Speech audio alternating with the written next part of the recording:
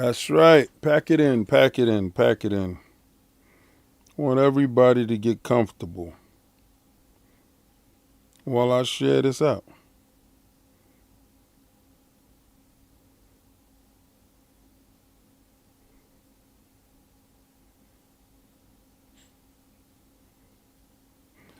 Oh, man.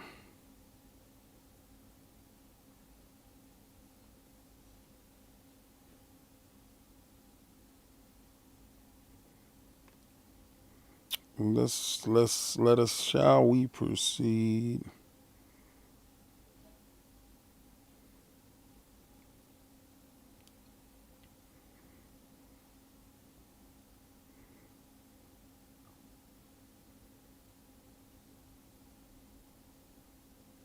Uh, uh, uh, uh.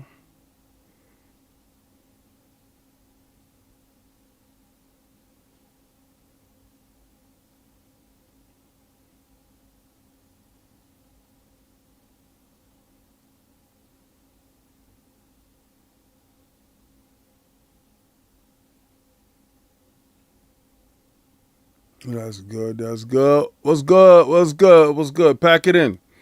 Pack it in. Share it out. Share it out like I'm doing. Let a friend know a friend. Let a friend tell a friend.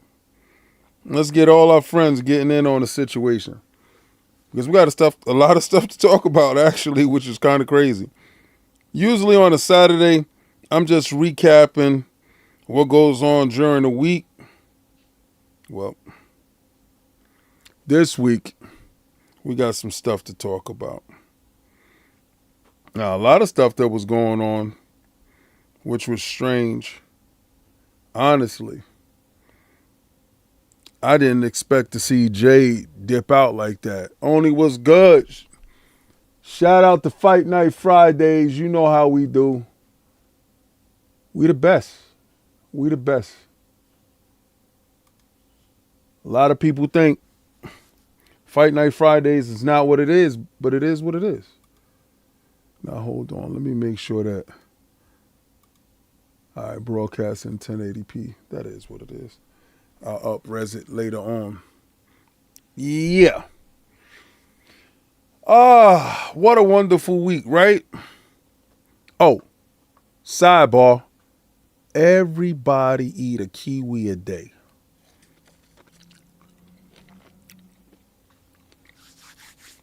It fixes you. You said they can survive due to brand loyalty? I don't know. You see, I'm not talking about right now. I'm talking about later.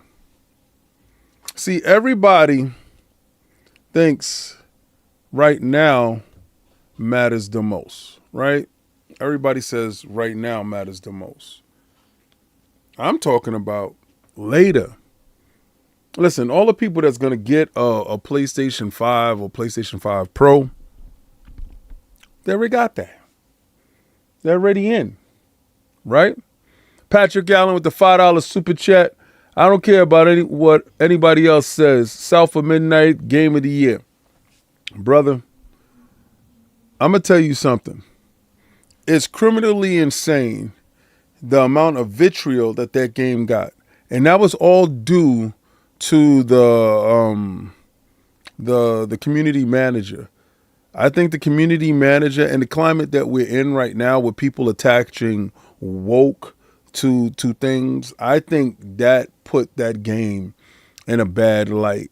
I mean, in a year where we have great games like Expedition 33, Doom the Dark Ages, for a lot of other consoles that haven't got a chance to play these games, but is launching for the first time on this. Let me ask you a question. And a serious question. Can a new release on a platform that never had it before receive Racing Game of the Year with Forza Horizon 5? I was thinking about that. Can Microsoft actually, because they're releasing Forza Horizon 5, potentially on the Switch 2, and you already know it released on a PlayStation 5, can that game win Racing Game of the Year? A sports game of the year? Would it be in contention? It's a new release on a platform to an audience that hasn't had the opportunity to play it? What's going on, enemy? I mean, think about it, right? The thought process in that is staggering, because you have to think a 4 or 5 year old game, but it's what's old to me is new to you, right?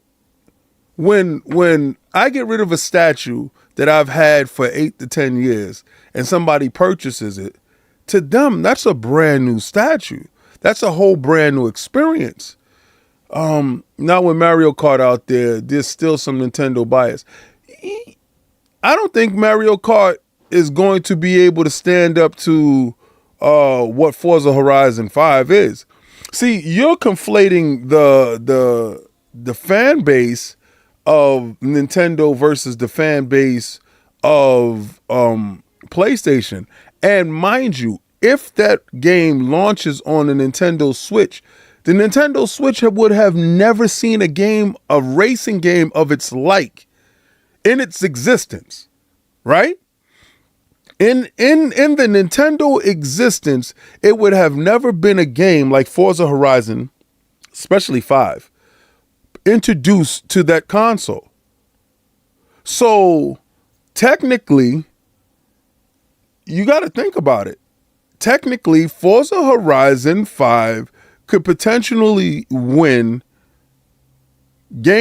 racing game of the year or sports game of the year. I don't know if sports game of the year, but racing game of the year, if they do have the category, because it's being introduced to a whole new populace. Can Microsoft revisit the wrongs that was set upon them and right a wrong that was issued to them a long time ago? Remember, there was a whole controversy that went into Forza Horizon 5 and how Microsoft didn't get the nod that year. I'm not really an awards person. This thing just popped up to me spontaneously. But we do have stuff to talk about, right? And let me see. I don't want to talk about that right yet. You know what I'm going to do? I'm going to start off with some Xbox news. Now, I got to give credence. Greeting from the Netherlands. That's what's up, Fury. I appreciate you. Yeah, and Sony is a shell of themselves since the ABK deal. But we're going to get into how far they've fallen. And now that the rabbit has the gun, nobody's having any fun. Right. But I want to touch on this. Right. I want to touch on this.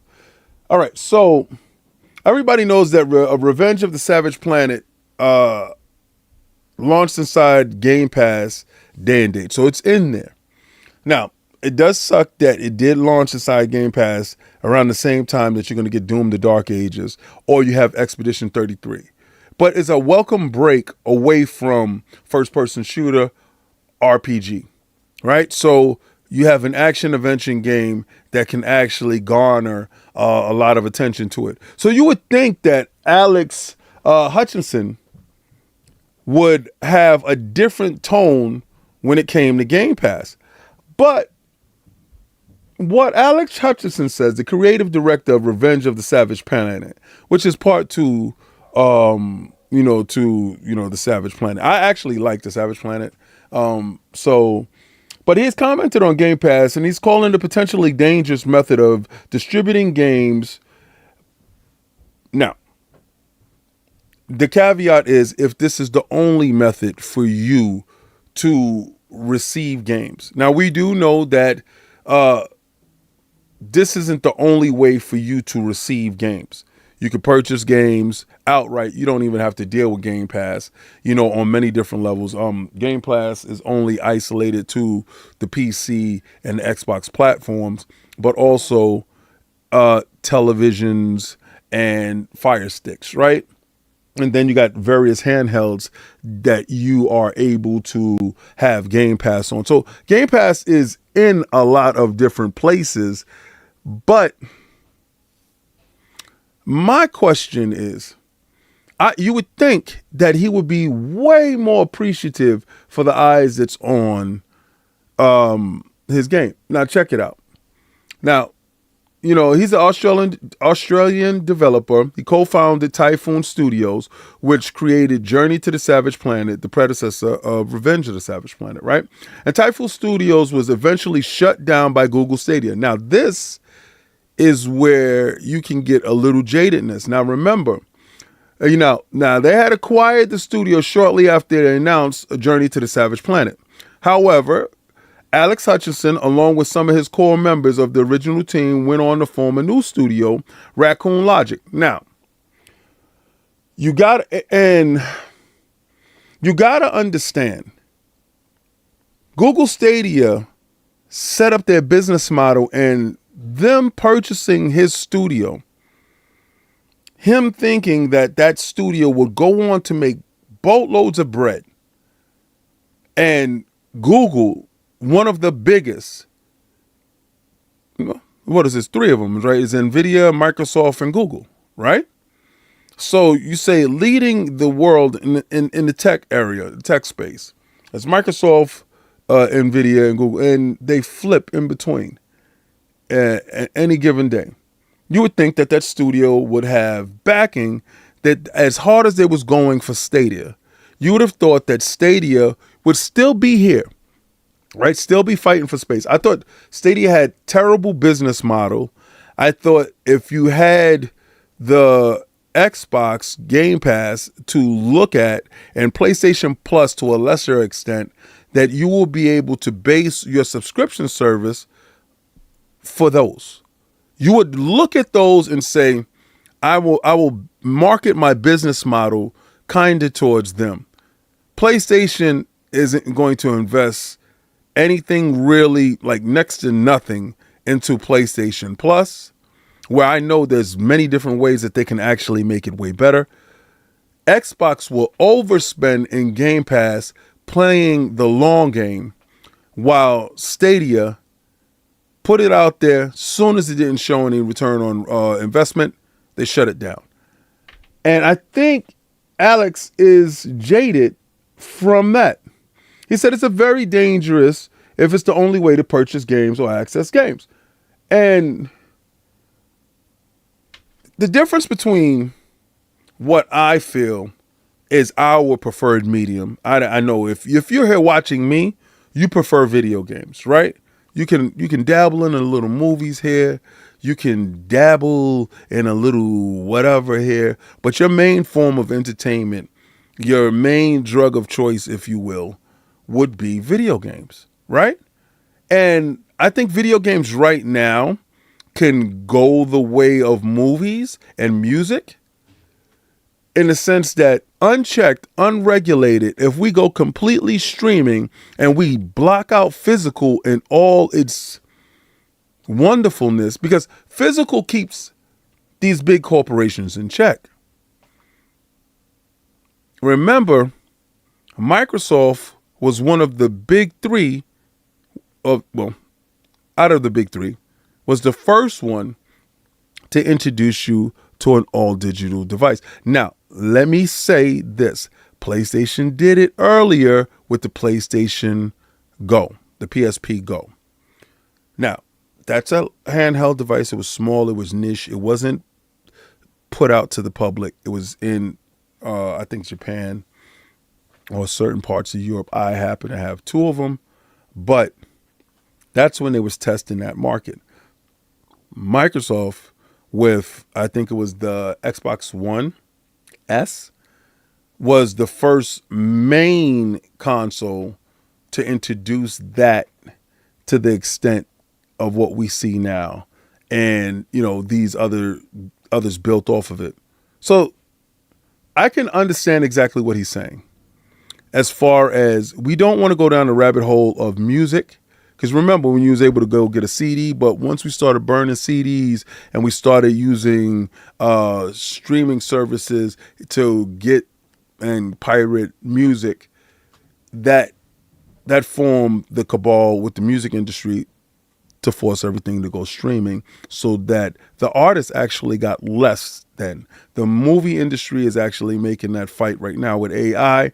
We are making a fight on all three fronts.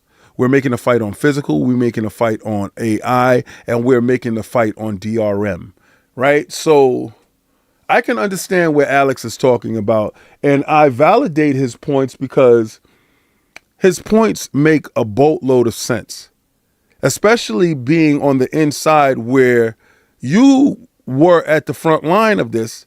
Your company is gone and you had to start from scratch. And now he got a boatload of money from Google, but again, at the same time, he's back at the shot again, and Raccoon Logic is doing their thing. And it's a wonder to see his game inside Game Pass. He must have got a good bag for that, but the industry's shifting to live service games. And we're going to go into live service games as it pertains to Sony and their potentially botched idea. I think Jim hurt them more than you think. And I'm not going to say just for the idea of live service games. I'm going to say for what Bungie is and how Bungie moved. Now, I do have some other stuff that I do want to talk about really quickly. So we're going to go to here real quick as I, let me see. Let me break that down.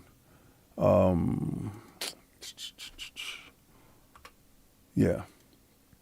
Because I put some up and, yeah, here we go. Now, I want to talk about Bungie for a second. Being that I started going into that area, and I thought Jim did a wonderful job with mapping out where he wanted the PlayStation to go. Listen, single player, cover-based, story-driven games is going to take you but so far. Financially, you're going to bankrupt the company.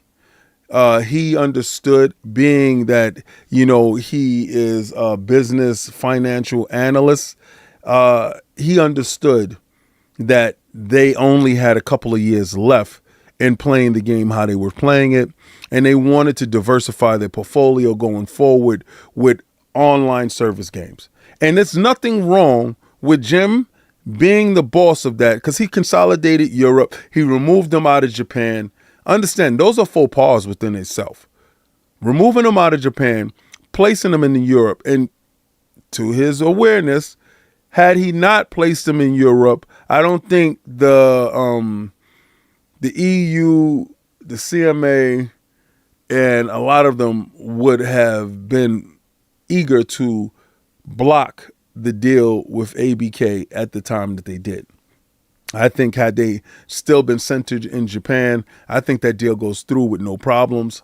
And also, I think, it doesn't last as long as it did. And I think we're looking at a different future, But anyway, Jim, in his foresight, said he himself and the people over at PlayStation had no idea how to run live service games. So he went out and he overspent for Bungie. Now, Phil Dominus Maximus Aurelius Spencer, first of his name, had the opportunity to purchase Bungie. But he said, after doing an evaluation, and remember, this came keenly after they put Bungie's Destiny 2 inside Game Pass with all the DLC. If y'all remember that, they were able to gauge the complete metrics of what Destiny was, what it contributed to the service, and what was the burn rate with them. And they had a high burn rate. A high burn rate means you're not making as much money coming in as you are putting out. Now, Bungie has always had this problem. And I made a joke a couple of weeks ago on Iron Lords podcast. And I want to thank everybody who came up and pulled up for our 400th episode on Iron Lords podcast. It was very humbling to see all the influencers that actually had something nice to say about Iron Lords. And I felt that, I felt a sense of pride in what our platform brings to the community. I felt a sense of pride in people taking the time out to even take a moment to say anything. And had I been aware, because I didn't know, Attic works in the background. He does a lot of stuff. Had I been aware, I would have got more PlayStation people, because we did get Colin, to say some wonderful stuff. I do appreciate Colin. We did get Paris, see me needling you, Paris. No, but I am cool with Porter Rock. I'm cool with a lot of people that y'all don't like. But at the end of the day, we're all gamers. So, and Iron Lost Podcast isn't an Xbox podcast. This is an Xbox show, right? This is a show, not a podcast. Don't get it twisted. This is a show. I'm here for the entertainment purposes only. Hashtag no PlayStation 6. We're going to run it up on these bums. I'm going to keep the boot on Kong's neck this whole generation. Now, Bungie, when Jim purchased Bungie, he purchased Bungie in hopes for them to actually run and help them run the operation of 12 live services games. 12 live service games, with Factions 2 being one of them. Now, remember the lie that we were sold. We were sold a bill of goods when it came to The Last of Us Remade 1. And the reason why Factions Remade wasn't inside the box is because they were busy working on The Last of Us 2. Remember, the Factions 2. And remember, they showed you assets. Then The Last of Us 2 comes out, but it doesn't have Factions 2 in the box because they're working on it, and it's going to come separately and all this other BS that they sold us. They sold us a bill of goods. And we brought it hook, line, and sinker, waiting and waiting and waiting, only to find out that it was canceled. And then the news of the Spider-Man multiplayer game being canceled. But Bungie, all the while, is still making Marathon, right? Now, also, they purchased Fair Games, and we're going to get into Fair Games. We're going to get into Jay Raymond on this. But right now, we're talking about Bungie as a whole, Bungie themselves being toxic from the beginning. Bungie has a history of being toxic, spendthrifts, and some may say plagiarists, allegedly. Now, let me see. Now, Bungie has been accused of stealing artwork from artists. Let me see. On September 2021, artist Relay 314 noted similarities between artwork from Destiny's 2, the Witch Queen expansion, and their own piece. Bungie acknowledged this, issued an apology for using the artwork without authorization. That is the first instance. The second instance. June 2023. Julian Failona, an artist, discovered that his 2020 fan art titled The Veil of Darkness was used in a significant Destiny 2 cutscene. Bungie again apologized, stated an external developer mistakenly used it, believed it to be official art. They also credited and compensated the artist. Now, this is two instances where Bungie has stolen from artists that they're not top tier artists. These are lesser known artists that actually do fan art. And they claim they had no knowledge of this. Now, they compensated the one in June of 2023. I don't hear any compensation for the one in September 2021. But this shows a predictive pattern. Now, on Iron Lord's podcast a couple of weeks ago, we were talking about Marathon. And I said, what did Bungie steal? Because the art direction is such a departure from their normal work. What exactly did they steal? Well, September 2024, the design of a Nerf version of Destiny's 2 Ace of Spades hand cannon, created in collaboration with Hasbro, was found by artist Tofu Rabbit to closely resemble their 2015 fan art, including specific details like scuff marks. Bungie admitted to the wrongdoing and promised compensation. This is 3. Now, before we get to this last one, do you remember, and this is key, because this, you cannot go back to this storyline because they sunsetted content that I purchased. Hundreds of dollars of purchasing this content. They sunsetted this content. And I wonder, the reason why they sunsetted it was because it was found out that they stole, allegedly, key components to the Red Armies, or the Cabal.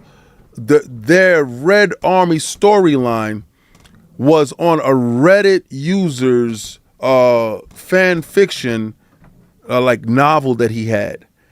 And I know I'm not bugging. I know 4 times is a charm. Now, this is the last one here. And the last one is way more egregious, to the point that multiple artwork people were following this person, allegedly. May 2025, the most recent social media, 4NT1R341. I don't know how to say his name completely. You know how people is weird with their spellings. Accused Bungie of copying their poster's design from 2017 for the assets in the upcoming game Marathon. Bungie has yet to comment on this alleged allegation. Now, okay, so good. I do have this part right here.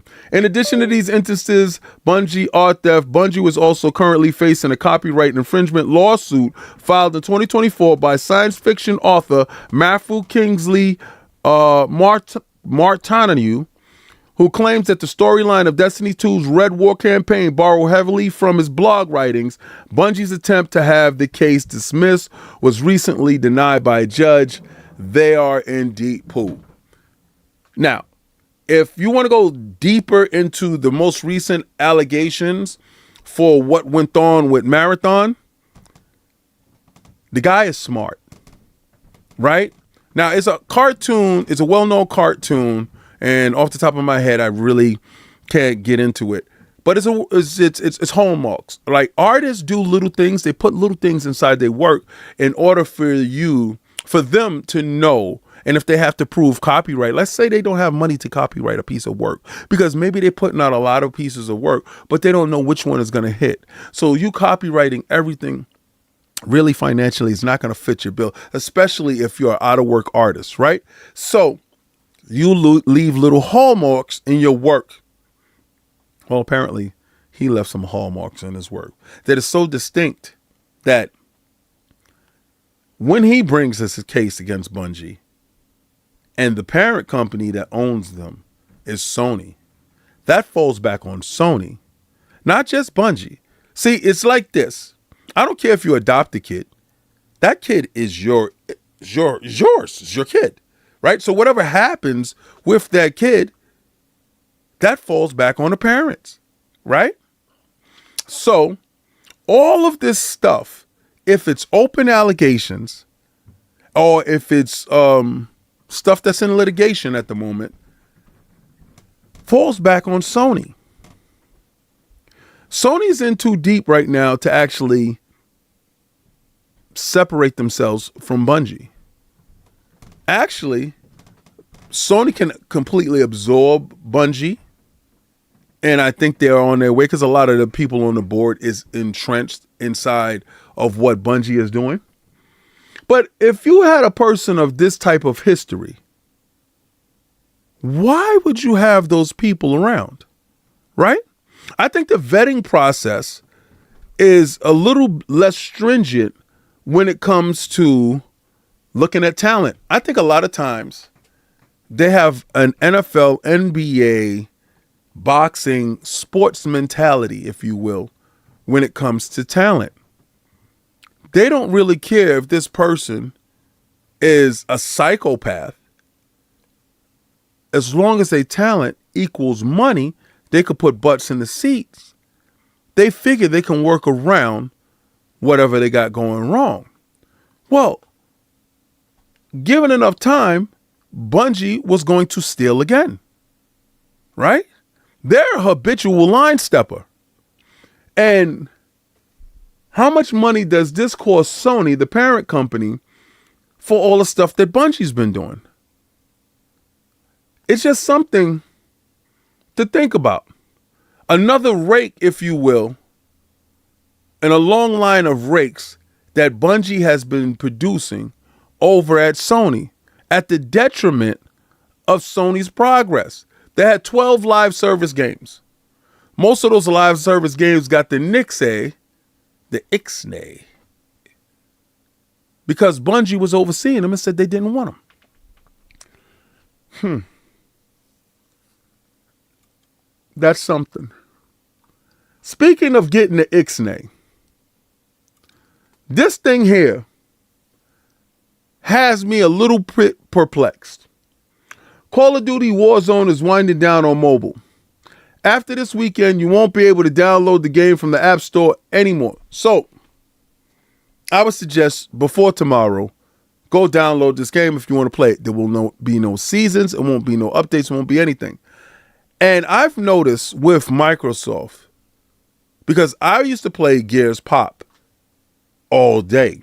Listen, half the time I'm not in the house. The majority of the time I'm working. And as I'm working, I just want a game on the go. Gears Pop was so much fun that wherever I was at, if I was in a doctor's office, I was going to see a client, whatever the hell I was doing, I'll be playing Gears Pop. When they shut down Gears Pop, I remember Cognito telling me, "Yo, King, they shut down your favorite game." I said, "What the hell are you talking about? Gears Pop is dead." I was like, "Nah, get out of here." Now, to their credit, I never bought a damn thing from Gears Pop. Never once, right? But I gamed on it all the time. Put hundreds of hours into it. And I think that was what was going on with Activision's Call of Duty Warzone Mobile. Just after a year after its launch, they're shutting it down. Now, this is what they had to say, because they tweeted this out. "We deeply appreciate your dedication and passion to Call of Duty Mobile Warzone. Going forward, we'll be streamlining the scope of the game. This decision was made after careful consideration and various factors. While we're proud of the accomplishment in bringing Call of Duty, they're sunsetting it." Now, I did have a friend of mine, Big Fat Eli. Y'all can follow him on Twitter if you want. He did bring up a good point. The good point was, what if they're removing the non-profitable asset and giving you another way to actually play that game? Because maybe that asset wasn't compatible with their plans going forward with the Xbox PC mentality as far as their handhelds go, the streaming content go. Maybe Warzone itself would be able to be streamed to your phone, streamed to your tablet, streamed to everywhere else. And the apparatus of the mobile aspect of it was a hindrance, a money sink, if you will, where they can take those assets, they can take that effort, they can take those resources and place them into a different spot, right? That has something to do with Call of Duty. Take that team, shut that stuff down, put them on the Warzone, because from what we heard, Warzone was going current gen only on the next iteration. Now, I don't play Warzone. I'm not a Warzone dude, really not a Call of Duty dude. I only play Call of Duty on Fight Night Fridays. That's on Frontline Gaming Streams. If you want to go to Frontline Gaming Streams, go check that out. Sub over there. It's a totally different channel. That's why I stream games and we have Fight Night Fridays. But if a member jumps in, and remember, members dictate pace, and says that's what we want to play, well, that's what we're going to play. We're going to play some Call of Duty. But I found it funny where everybody can say that Xbox isn't profitable and Xbox isn't making any money, they gave this thing 1 year and they spend $70 billion to acquire Activision Blizzard King. King being a large prominent component to that purchase. In a year, they shut down one of the most. If you don't think that this didn't have a lot of eyes on it, I believe it had a lot of eyes on it, not a lot of purchases. Not a lot of people was hitting that purchase button. I think the hook wasn't there for them. So I think that separates that from exactly what they wanted. And it's cool. Now, as the Nintendo Switch starts to get closer and closer to launch. Now, we'll be in LA at this period of time. We'll be at Summer Games Fest. That's Lord Cognito, Lord Attic, and myself would be there. Now, Lord Sovereign won't be there, but when we come back, Lord Sovereign will be joining the rest of the cast on Iron Lords Podcast Sunday at 1 p.m. Eastern Standard Time. And we'll be over there. Now, while we're over there, we're going to be streaming, vlogging, and I will be needing your information. Now, I'll be doing it from here. Like, I will be doing it from Xbox Frontline News. Me personally, when I'm out there, I walk around wearing the Iron Lords crest and stuff like that. But I'm pushing Xbox Frontline News and establishing the Xbox voice. I believe that you Xbox guys deserve a hell of a voice wherever we go, right? Because a lot of times these PlayStation dudes drown us out. But who drowns us out the most is these Nintendo weirdos, right? So the Nintendo weirdos, let me show you something. This is why closer and closer you get to launch, you find out more BS with what's going on with this handheld. Nintendo apologizes for the error with the mention of Switch 2 VRR TV support. Didn't they say that?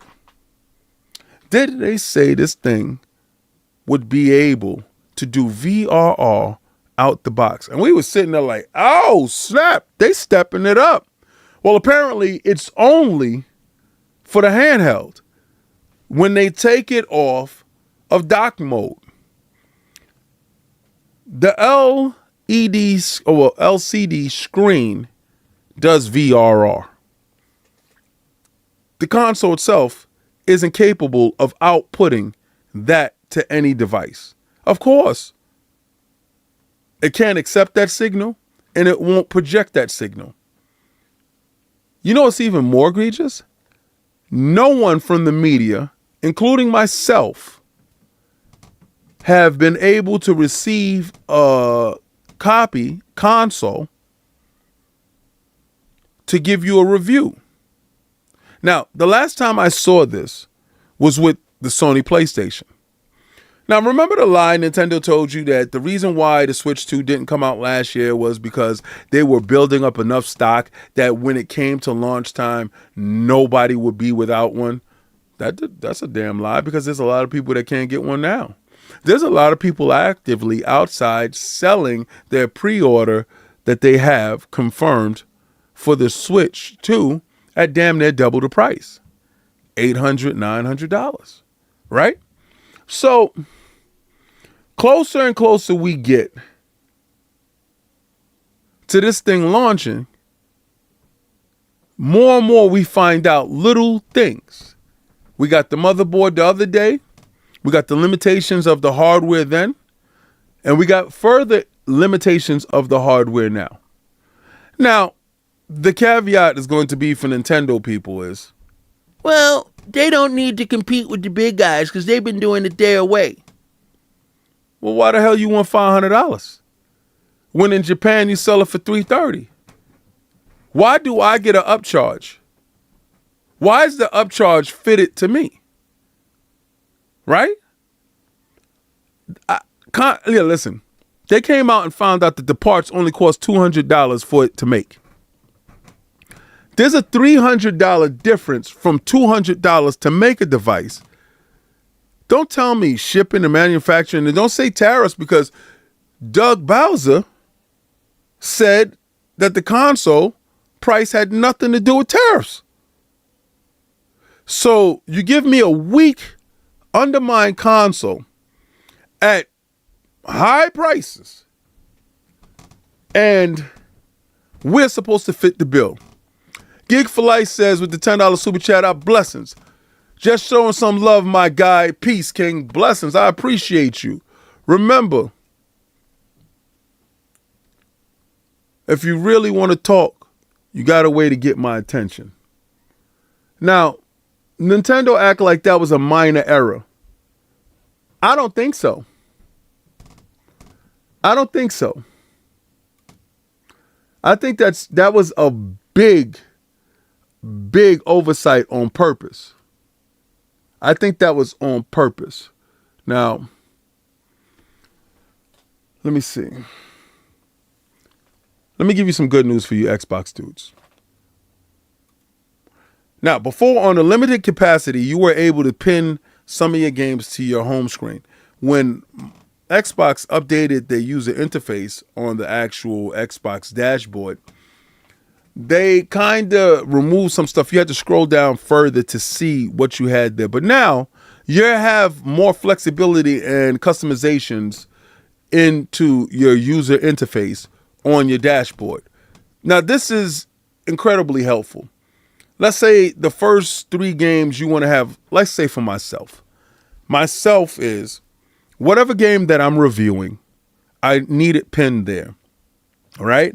And then Fortnite and Marvel Rivals, right? Needs to be there. I don't care. Don't judge me. I'm not judging you. Don't judge me. Why would you judge me? And then whatever widgets pop up, then they're there. But you'll be able to customize your Xbox user interface to hide the system's app, choose the number of games listed, and more. I believe this is all in conjunction with that Xbox handheld and their PC push, along with their streaming push. Now think about it. Once you boot up, because I do it constantly in the living room, no Xbox there, I go through my Samsung and I go to my Xbox app and my stuff is there. It's a wonder. And it plays good. Right? I'm not gonna hold you. But also mine is hardwired in. It's Ethernet. I hit the Ethernet onto the television. So it's streaming per se at its maximum, because the bandwidth is there. Right? So I'm not really Wi-Fi. My TV is not untethered. It's actually tethered. So my experience will vary from somebody else who has a complete Wi-Fi situation going on. But it's good to see. Like soon as I turn it up, it's good to see. Like I'll bop in with my controller, boom, start playing a couple of games or whatever the hell, and then bop out. Now what it doesn't do is if I'm one of these NDA games, those games are not streamable. And I just gave y'all on the last, I think it was like what 2 episodes ago on Xbox Frontline News, I told y'all that they updated the streaming from your own collection roster. So I think that is cool. I think what they're doing and how they're doing it is they're looking over to the PC and knowing how the PC wants as much flexibility as possible going forward. I think that played a key role in this decision, among many other things. Now, the last time we was on here, and that was last Saturday, before the financials came out from Sony. And I told you those financials wasn't going to be favorable. And people told me, King, you so full of it. And I told you I was going to bust your forehead square wide open. And you dudes was like, King, y'all in last place. Kobe, tell me how my ass tastes. Kobe, tell me how my ass tastes. If anybody knows Shaq's favorite line when he was spitting them facts to Kobe, You know the scary part about all this? And I know you guys are looking at it, and I know it's hurting feelings, and I know it's busting humps wide open. Pause. Kenta Wilson with the $5 super chat. Finish South for midnight, my game of the year. I salute you, soldier. I'm with you. I'm with you. I'm absolutely with you. Xbox hardware down 6%. DC Who Dat $5. Always a good start to the weekend with the king. Blessings. I salute you, soldier. Xbox third quarter. Hardware down 6%. We like, man. Content and services plus 8%. Total gaming revenue plus 5%. PlayStation fourth quarter. PlayStation hardware minus 30%. Choke them now. Grab them and choke them now. Right now is the time you take both hands. Pause. I have a question. Go ahead, sir. How long do you think it'll take before PlayStation copies the Xbox multi-platform route? Because like the third-party and Xbox titles are already taking over the PS5s. Right. So, and exclusive, you can't depend on exclusive, and your live service initiative is a complete failure. How long do you think is it before they're forced to put titles on Xbox and Switch too? Well, they already started that. But like their main first party. Well, main 'Cause, first like, party. Let's go with MLB The Show. The ones that these guys want to act like it is not real. All right. An annual baseball game is more important, in my opinion, than every 5-year franchise that you put out. Right. Well, actually, they shorten it up. Well, they do it every 5 to 6 years, and then they remake it within that 5 to 6 years until the next iteration comes out, and they bleed the fan base dry. But I say that MLB The Show is more important because that's something that you can count on. And now the moment that threshold was broken, and they broke it by putting it on Game Pass, that facilitated the thought process in their third party. Right? When you put Horizon Legos on the Nintendo Switch day and date, when you launched it, you are facilitating third party. When you drop your games on PC. Now, I guess to the greater extent of your question is, when is day and date going to happen first on PC? And then you can sure enough follow that with games being launched onto the Xbox platform. Listen, Sony, you won't ever have to waste resources, $1 to $2 million tops, converting a game from the PlayStation to the Xbox Series consoles, right? And they can do you don't even have to do physicals, because actually Xbox owners, some of them still buy physical. I think it's something like 5 to 10% still buy physical on Xbox. PlayStation can port over Spider-Man 1 separate minus the DLC and drop the DLC later and get the same response the Xbox is getting launching old games on their platform. If they don't realize at this point right now that they're sitting on a boatload of assets and cash, and for some weird pride reasons and some weird fanboy thought notions, that it's not holding up. Because if you look at total gaming revenue, now I was going to give you your flowers, and network services is up 15 plus. Hell yeah! You know why it's up 15 plus? You better thank for the heavenly stars. You better thank Helldivers for giving you that grace and the PC fan base holding you down. Because I'm going to get into the reason why. If it's not for Helldivers and the PC fan base holding you down, your services is going straight to the garbage. But total gaming revenue is down 4%. How the hell can you operate? I know how you can operate, by putting out no games. There's absolutely nothing from you that you're giving to the fan base. Listen, when you could tell a fan base, now you could pre-order for something that's coming out in October, shows me you have nothing for the year. Don't look forward to a damn thing that we got. You could pre-order Ghost of Yode for October. But let me show you something. I'm going to show you something how their services is piss poor. Get them, King. Just 4% of the PlayStation 5, PlayStation 4 fan base thinks that the PlayStation Plus Premium represent a good value for their money. Get him, King. I'm going to work you. Pause. I'm going to bust your head wide open.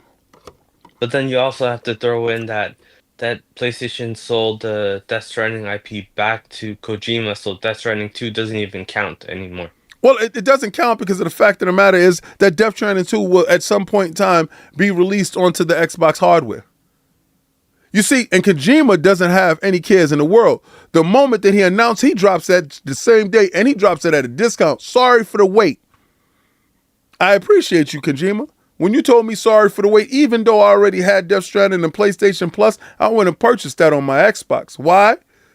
Because I respect your gangster. I respect your hustle.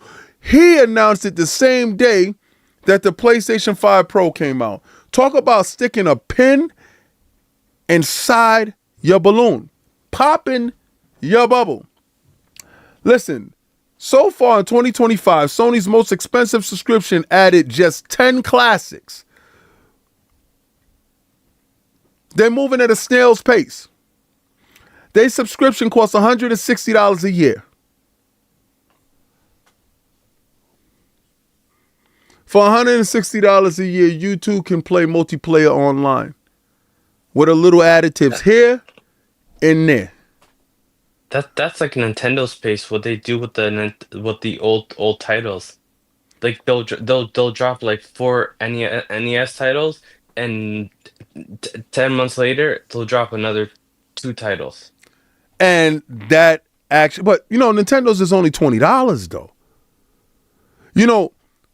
That's a far cry from $160. Now, I know their prices probably went up with the Switch too, because now you can do video chat and voice chat and all this other stuff that we are used to when it comes to us current gen people. We've been doing this for years. Nintendo just got here. They're the weirdo with the wide eyes, right? Charging, overcharge. They don't know how to act right now. But remember when I was just giving the flowers to Helldivers? Bust them in the head, King. Helldivers 2 Studios' next game will be free from PlayStation partnership. They said, get out of here. Get me out of here. Get me away from these dudes. These dudes are problems. They stunted our growth. We had a whole roadmap in our head. We was going to launch this game here. We was going to roll it out over there. We was going to do it over there. 180 countries could not participate in what's going on with Helldivers 2 over the simple fact Sony decided to have a PSN login for a company. For they don't even have PSN over there. They can't do it. So these monkey mouth dudes hurt the product. Now you would think that Sony learned their lesson. They told you, hold my beer. And this is not beer. This is actually Snapple Apple. Stella Cheeks. Stella Cheeks cannot be fondled, pause, in 129 countries. Why? Because you got to log in. Shift Up is like, what the hell is wrong with you? Didn't you learn? Didn't you learn already? Didn't you learn from Helldivers? Arrowhead. Yeah, go ahead. But I thought the game was profitable on PS5 according to the fanboys. So what does the login matter? Well, fanboys don't wash their butt, so we can't even, take their word for it. They don't even know how to reach back there. So, I mean, you can't take the word of a fanboy. A fanboy is going to tell you any goddamn thing. He's not going to be real, he or she. They're not going to be real with actual facts. But actual facts is, if it's not for Steam, this thing probably ends up like Concord. Probably ends up like Fair Games. We're going to get into Jade soon. But hold on. Arrowhead says they have made enough money They're getting away from PlayStation. Their next game will be free from the PlayStation influence. That is a complete dig at the PlayStation fan base. That's a complete dig at Sony. That's a complete dig at them not allowing, because remember, it was like a petition that was up for Helldivers to show up on Xbox. Their next game will launch on all consoles, be it PC, be it the PlayStation handheld, and be it the next Xbox consoles, because hashtag no PlayStation 6 is real. I'm going to keep the boot on Kong's neck this whole generation. We're going to run it up on these bums. You dudes has created a monster. Now, speaking of people leaving, oh, Lord. Oh, man. I'm going to tell you something, man. This is the part where it doesn't hurt me. Get him, King. Jade Raymond has left Haven Studios, the PlayStation-owned studio she founded. Imagine abandoning your kid. What would it take for you to abandon your baby? Nothing. I started this. I made this. Brick by brick. My hands. If it ain't for me, then what? A little bit of acting. Anyway, she did Assassin's Creed 2. Oh, my God. Watch Dogs, Assassin's Creed Bloodlines. And she left. When Sony was doing their evaluations, they went down to check out Fair Games. Now, maybe y'all don't remember Fair Games. I want y'all to see what Fair Games was when it launched. I'm gonna do that for you. Here you go. Check this out.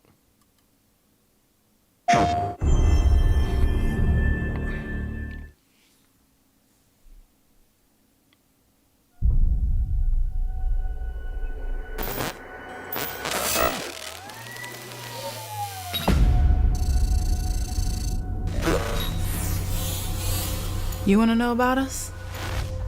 Seems like everyone does these days. It's simple. Too much money and too much power is held by just a few people. And it's only getting worse. So, we decided to do something about it.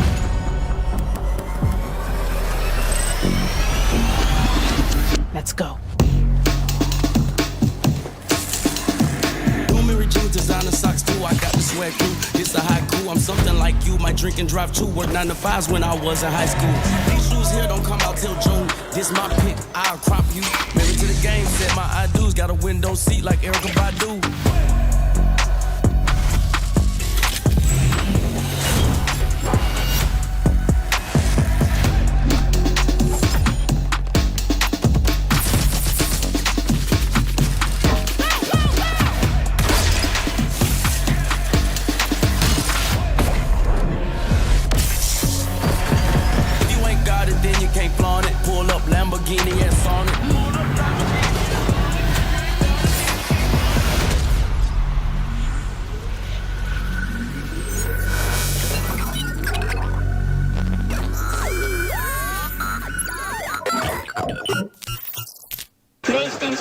Now, that was dope, right? That was dope. Got me hyped, got me amped. What would make Jade leave her baby? What would make that happen? Could it be that when Sony did the evaluation that they felt that the game wasn't living up to its snuff? Could it be because they got happy feet? When I'm telling you they got happy feet, Look at Marathon. I'm going to tell you right now, that looked better than Marathon. Even though Marathon is showing gameplay, I can only imagine that game is an extraction shooter as far as a heist game that you fight with other people over loot. Oh, Tusami? It's a wonder why you haven't seen the game. Remember, we've been asking for a long time what's going on with Figgins, only to find out that Jade is no longer there. The fact that Jade leaving hurts Sony's online portfolio. It puts it in a space where you say to yourself, well, damn, what do you really have? What's going on? What can Sony do? Games are falling off. Games are not producing. What can Sony do? I'm looking at a hurt, wounded animal. I'm looking at a champ that looks like they no longer got it. The situation over at Sony is more dire than you choose to believe. If you're a PlayStation fan, how does it feel that your only question is what Xbox game is going to make it over to you? We got almost 200 people watching. Get those likes up. Get those likes up. There's only one thing to do. Tell them. Is if she left after a play test to see if the game was worth it. The only thing is you shut down the studio, you cancel the game, and that puts more pressure on Marathon, and Marathon already has its issues. Bungie's probably already on the dropping block, and Sony has no live service left to do, and they just have to rely on their $500 million games that they make every 8 years to do anything for them. But we found out that that's not substantiable. They can't sustain that business practice. That business practice in the current model where you have a streaming service, they have a pipeline, right? They have an active monthly user base of, 125 million people. You have the captive audience that you need. Right? You have the eyeballs. All you have to do is deliver products that consistently put butts in seats and hands on controllers. You have the brand loyalty. Why can't you pull the trigger on good quality games? I'm starting to believe. See, 50 Cent had a theory on Diddy. The theory was Puff wasn't able to hear a hit any longer. He was too old, right? If it didn't sound like that time that he was active, he couldn't make product. Like he couldn't. Allegedly, the beef that he had with Drake, and we know now is something totally different, was that 0 to 100 beat. It was supposed to go to him first. Now, I believe that's more of icing on the cake for what their beef was actually about. But Drake heard the beat and took the beat to the next level. Puff heard the beat and couldn't do nothing with it. I think Sony is tone deaf. I think Sony doesn't know how to be something other than what had made them successful already. Single player, story driven, cover based games. And I think to the detriment of their fan base, they lost out on numerous titles that was live service that would have garnered a fan base, that would have grew the fan base. Now, Microsoft and Xbox is going to show you how to take a single player story-driven cover-based narrative game in Gears, have a multiplayer component to it, and they're going to show you how to run it up on you bumps. When Xbox whole thought process was ship a story-based game with a multiplayer component, they sharpened their weapons for years. When they made Forza Motorsport, they were sharpening their weapons. Forza Horizon came out, multiplayer aspect spinning. They drop it on your console. You get crazy in the face. How they able to do this? Boo-boo. That's a 5-year-old game. They got aspects of other stuff. You saw them. You saw what Microsoft just TM'd. Quake. Quake, by its definition of the game, by the franchise, by itself, is a multiplayer deathmatch game. They're going to show you, by the vast IPs that they have, how to continuously generate revenue and keep butts in seats. 500 million monthly active users on the Xbox and Microsoft platform is a different beast. And understanding how to cultivate that group. See, us Xbox guys, when we heard Gears is going over, yeah, some of us was like, I don't like that. But a lot of us said fresh fish. Red Rover, send that blue dude over. You gonna get this work. So I think Microsoft, looking at Sony's deficiencies, sees an ability to place games onto their hardware that has a multiplayer component that they can fill a deficit and form enough of a fan base to keep those active users rocking with the Microsoft Xbox ecospace. I wanted to talk about something, because before I got off on this fresh meat tangent of Sony, more and more you're hearing this. And I got to tell you, man, rumors suggest you might want to keep your Switch 2 docked. See, well, mine stays docked all the time. I don't play it off the TV. I mean, maybe if I'm going someplace and I just want to take it and I got a new game. You know what's crazy? I've purchased this game so long ago, and all the game is on this disc. Oh, well, this is inside the console.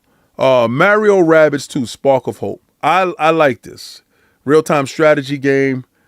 They said it didn't sell. And I brought a physical copy. That was so strange. But, you know, I'll take that with me and I'll go play it.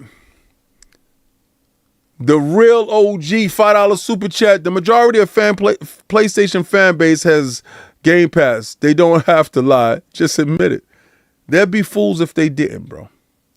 But you know what? I'm going to tell you this. I know some Xbox dudes that say stupid stuff like, I will never buy a PlayStation.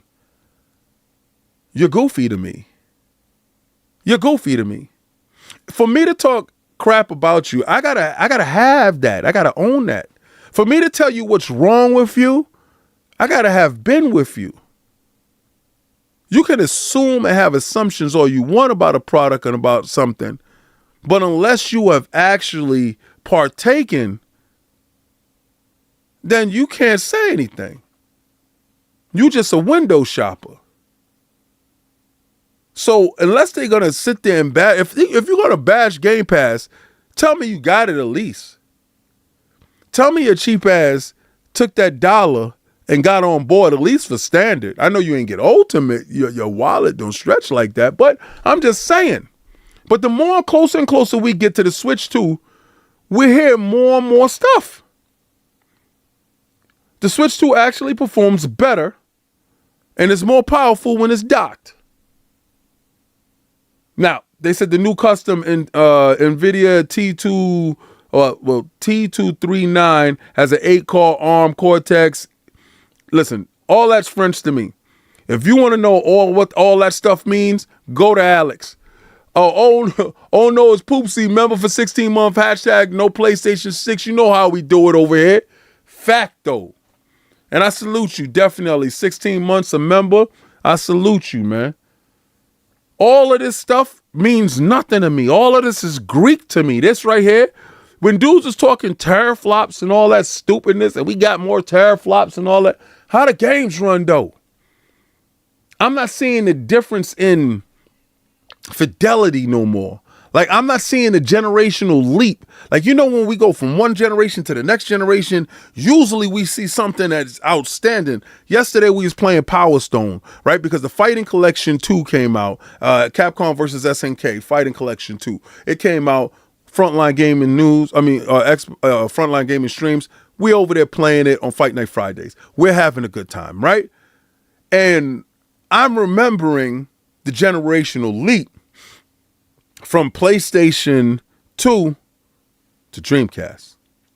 I'm knowing the generational leap in this. I see it. Those games was phenomenal. I'm not seeing that generational leap to the extent that makes me say, damn. Now, we do see the limitations of some hardware on the PlayStation 4 and the Xbox One X. I don't really think the Xbox One X was maximized. You understand what I'm saying? I don't think the Xbox One X was pushed to the limit. The same way I don't think this hardware that we got now is. Talk, brother. You can talk. You can jump in at any time. I don't think this hardware is. I think this hardware is hamstrung for some reason. I don't know. Yeah, would I love to see a PlayStation 5 Pro game maxed out? Yes. Would I love to see a Series X game maxed out? Yes. Max them out. Will it be Grand Theft Auto 6 that will push these consoles to the brink? That will force and facilitate newer hardware? Well, we get new hardware next year. Stay tuned to the June show with Xbox. But seeing this stuff tells me we are not there. The last thing that I want to get into, because we got over 200 plus watching.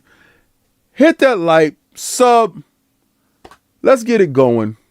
Jared, come on now, y'all. Let's do that. Who's that? Who's in the chat? Talk to me. Jump in before you get that last point, sir. Yeah, talk to me. Who's this? Talk to me. This is Hector the Macho Man. How you doing this Oh, afternoon, that's sir? my brother. He's been a soldier forever. I salute you, soldiers. Talk your talk. You're always welcome here. So back to the Haven and the Jade situation. I've been watching Iron Lords for years now. The one episode that got me was the ABK when it came through. Facts. And the Game Pass, we got your games.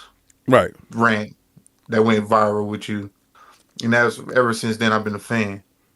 But it was a episode, one of the funniest episodes of IOP was the one with when y'all talked about Crystal Dynamic. Right. Oh, with the key cards. The whole situation, you know, Yeah. everything was funny. But it's very odd to me that the same things that was 2 years ago when y'all had a conversation, the same things that was going on with Xbox, which is going on with PlayStation, but now Sony fanboys don't have the same energy they had towards us with that situation. And it's very odd to me that people wanted to Phil's head on a platter, but now they're saying no, everything's fine in PlayStation. Well, who else had they gonna take? Yeah, and Phil killed them all. Left is Hiroki Totoki. Exactly. And what people don't understand is this. It's only one common denominator in this whole situation with all these situations. It's Sony. Yeah, true. It's Sony. Period. Arrowhead. Why would you say, hey, it was fun working with you, but we got our money now. We'll do it 100% on our own. But you remember when Arrowhead had the beef with Sony because of what they pulled? Because they just did it to Shift Up, right? With Stellia Cheeks. Stella Blair. Yeah, so they just did it with her. And you got to say they pulled it with Helldivers 2. And that community community manager, community director, whoever that dude was on Twitter was buck bananas. And he didn't care. Like, he had no hair on his tongue. That's what they say down south. He was loose change. And he gave Sony the smoke. I honestly felt that they felt blindsided, bamboozled, and hoodwinked by Sony and said, we got enough bread because they're making money hand over fist with Helldivers. We can't lie. Because the active user base over there is over 100K. So that type of revenue coming in for them, and they just dropped new DLC. They're about to have the aliens come to Earth. These guys is rocking and rolling on their own platform, doing their own thing, even though they was hamstrung by what Sony pulled, and they could have tanked their franchise. That could have ended them. It could have. I know you feel, as a developer, I'm not going to allow anybody to have that level of control over my destiny going forward. You know what it feels like? When Dre and Snoop had to get away from Death Row because of Suge. Facts. And Tupac wanted to get away from Suge because of Suge. And it was just always these great artists were making this money, but then after a couple of years, they're trying to get away from Suge. Then you realize it's not the situation. It's really the one person running it. Sure. It's Sony. Well, it's the same thing with Bad Boy, ain't it? Every artist on Bad Boy yeah, too. every artist on that label ran to religion and got up out of there. They done did something. They blow up. They get a little clout. They're doing great, and you're like, man, Bad Boy's on top. And then out of nowhere, they just want to leave, and you're like, what's going on? And then you realize it's Puffy. It's him. Yeah. I mean, listen, you got to call a spade at some point in time. You got to say exactly who's the problem. Now, I do believe that Hiroki Totoki is looking in the right directions. I believe that CFO, I forgot her name, and I'm sorry, I'm not even going to try to butcher her. I'm not even. It's a simple name to know. I have the video on deck, but I was going to show some of those videos because I do feel that people aren't realizing exactly what's going on. Hold on. Let me get to that because apparently if a lot of you guys didn't know, hold on. Let me mute this real quick. Let me put that on pause. Hold on. All right. So this is Hiroki Totoki talking about something that I'm going to talk about in a second. But I want you to see this because my man Hiroki tells you, in the entertainment, rather than saying for entertainment segment, I want to look at it from the hardware segment and the software segment. And in entertainment, gaming, like consoles, these hardwares, of course, can be produced locally. I think that would be an efficient strategy. But PS5 is are being manufactured in many areas. Whether it's going to be manufactured in the U.S. or not, it needs to be considered going forward. We're not in such a critical situation. now I want you to think about that for a second. And before I cue up the next video, I want you to think about that for a second. When have you ever heard a Japanese-based company tell you that we're going to manufacture in the USA? This is unprecedented, right? And the reason why it's unprecedented, because, her name is Lin Tao. Let's check this out real quick. Question. 100 billion yen impact have been, it's assuming the official tariff rate, which has been announced in hardware. Hardware business is included in this. In terms of our portfolio, GNS, games, and also ETNS and INSS, semiconductors.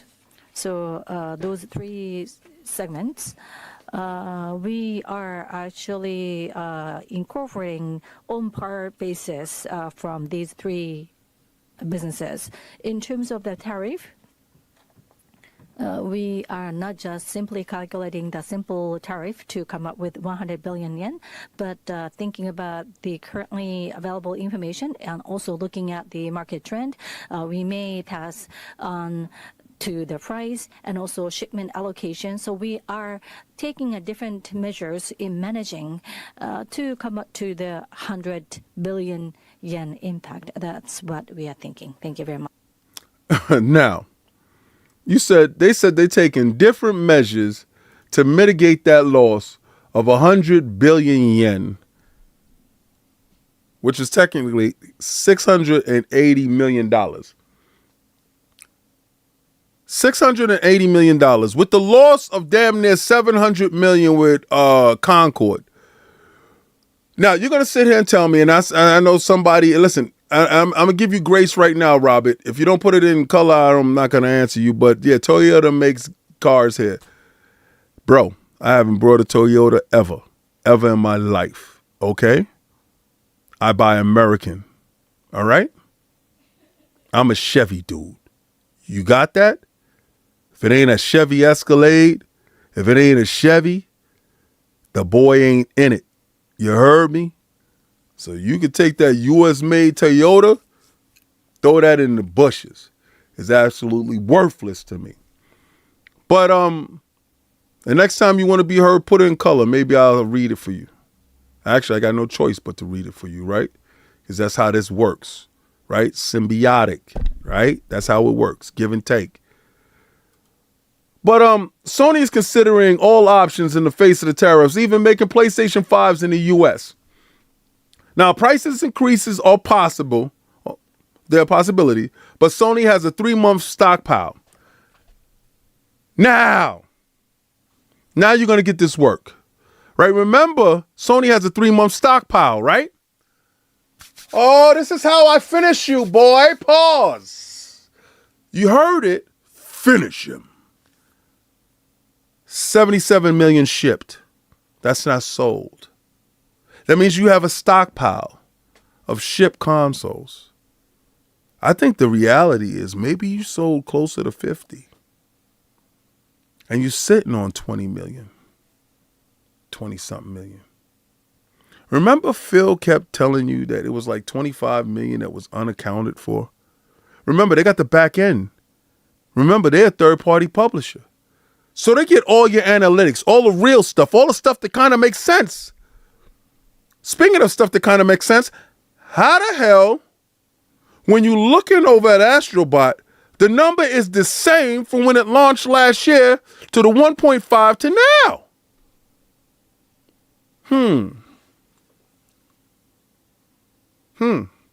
So it didn't sell 1.5? Or was it shipped? You see, when you start to put the money in the light, it ain't adding up. You have over 124 million monthly active users. Now you got to look at it. Rockstar did come out with how many consoles is actually out there type of information. Dang. Now we understand why you're a little desperate. Is it so desperate that you're going to uproot your manufacturing and place it in the U.S. to save some dollars? You heard what Microsoft said. We're already doing our manufacturing and distribution over there. We're going to raise the price and it is what it is. Ain't that right? Ask yourself this question. How down bad is Sony? Is Sony so down bad that hashtag no PlayStation 6, we're going to run it up on these bums? I'm going to keep the boot on Kong's neck this whole generation? Is that a reality? Can they afford to manufacture a console that's going to be pushing $1,000? Because when these tariffs hit that PlayStation 5 Pro, analysts are estimating that it's going to be $900 to $1,000. If you ain't buying it now, you ain't never buying it. And once those prices go up, do they really ever come down? What's the incentive for these companies to give back when they just look you in the face and say, we're not going to absorb the 100 billion yen that we got hit for. We're finding ways to work that off. Pause. Who you think is going to pull up that rear? You is. Who do you think is fitting the bill? You are. You thought you was special, boo-boo? So if Nintendo do it, Microsoft do it, NVIDIA does it, those GPUs are giving less than their predecessors, but asking for more. I remember when we used to get GPUs and the graphical fidelity was so intense. You saw the leap. We're seeing 10% marginal leap from one graphics card to the next with fake frames and fake generated this and AI BS that. But asking more money, we're getting diminishing returns. And you think Sony likes you? That they not fitting, like you not gonna fit the bill? Buddy, we just seen Xbox tell you, oh, we had a wonderful fiscal period. Our financials are incredible. Fire them 600 people. What? These corporations aren't eating it no more. Pause. They're not going to eat the bad. They're passing that on to you. Everything's about to go up. But out of all of them, none of them but Sony says we're actively looking about moving where we live. When you can no longer, and I want you to think, I'm giving it to you in low IQ individual terms. When you can no longer pay the rent on where you live, you inevitably have to move. They're going to go move to a place where financially it makes sense. You going back to the hood. Sony's moving back to the Bronx. You heard me? Because they can no longer pay those exorbitant prices. 100 billion yen? And you think they're going to still be there to pay that rent? Buddy, it's over. You can just look at how many games you put out this year. It's up. Well, this is Xbox Frontline News with your boy, The King. If you liked anything that you saw here, and I'm sure you did, then do me a favor. Hit that like button. Share it out to a friend. Stop hoarding all the fun to yourself. And if you want to help the stream, become a member. Members are the lifeblood of the stream. Y'all keep things popping. Y'all keep things going. But if any day, and listen, anybody, any last one of you were able to jump inside the chat, the Discord, the link is in the description. Jump in the Discord. You can come in. We can talk video games. We could talk the topics. If you disagree with anything that I said, you could have brought your butt in here and debated me. I'm super respectful, and I know you are too. But if you play video games every day, go to Frontline Gaming Streams. It's just a click away. Go right over there. Join up. Let me see. Somebody put it in the chat. Somebody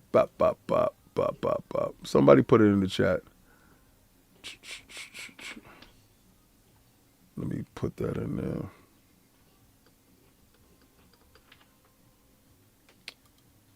Let me...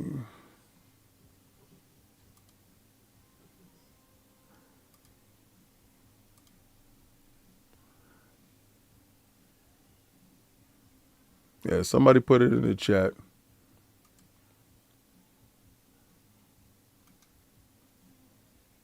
Yeah. Go there, click that link, go sub. No, I sent it to you. No, my link ain't dead. Link is good because everybody else is in there. Listen, go on there, hit that up. You guys are witnessing something that I've never seen in the video game industry ever. At this point in time on a console's life cycle, we're supposed to be at the impulse buy price. We're not there. The consoles are going up in price. The services are going up in price. The games are going up in price. But they're not giving us anything back to warrant said price, but just telling us how bad the economy is and how we supposed to fit the bill. I don't believe that's right as a consumer. I don't believe that's right as a customer. I believe as a customer, we're supposed to be getting breaks. If the Nintendo Switch can be $330 in Japan, well then Microsoft should have made it that Xboxes was $330 in USA. If they can look and region lock it, if they can look out for them, how come we're not being looked out for? Those are pertinent questions that you start to need to ask yourself. And if you ever need to tweet at people, tweet at them. I'll retweet it for you. But don't sit here and take it. At some point in time, we got to rise up and fight back. Because I can't be the only one complaining and telling you what is not good. Now, I know Fatanga rocks with me on this. I know, oh no, it's Alex rocks with me on this. I'm just saying. The majority of the games I get for free. Right? So me fighting, a lot of the stuff is a write-off. Me fighting is me fighting for all of us, not just myself. Well, I'm going to get off of this, and I'm going to get on to some Game Pass, because I have to finish up Doom the Dark Ages. I got a new NDA game that they just hit me with yesterday, and before I could start that game, that's on Steam.